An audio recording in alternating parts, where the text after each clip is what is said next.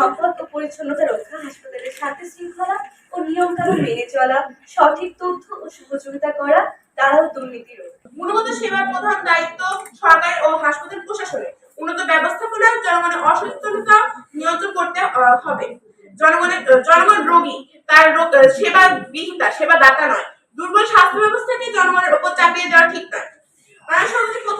প্রথমে চলে যাচ্ছে গুণগত সেবার প্রধান দায়িত্ব সরকার হাসপাতাল প্রশাসনের। মাননীয় সভাপতি, আমরা জানি রাষ্ট্রের মূল ভিত্তি হচ্ছে জনগণ।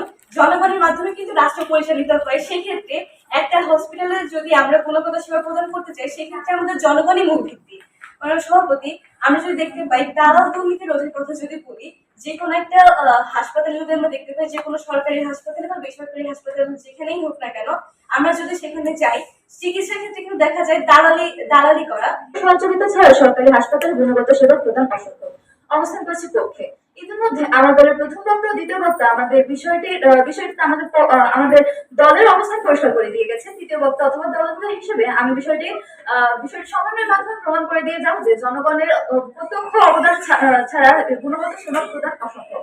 মাননীয় সভাপতি, আমার প্রথম বক্তা কিছু ক্ষেত্র দাঁড় করিয়েছিল, ক্ষেত্রগুলো আমি সমকাল শরীফ সমাবেশকে ধন্যবাদ দেব, কারণ আমাদের আরো অনেক পত্রিকা আছে, পত্রিকার যে পাঠক সংগঠন আছে, কিন্তু সমকাল শরীফ এদিক দিয়ে অনেক অগ্রসর, অনেক কাজ করে যাচ্ছে নীরবে।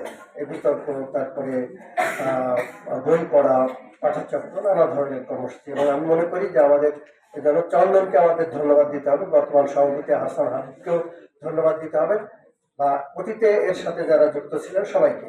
কারণ এই মানুষগুলো একটা ফ্যাক্টর, কারণ তাদের ইচ্ছা অনিচ্ছার প্রতিফলন কিন্তু এখানে ঘটে, তারা এগুলো ভালোবাসে।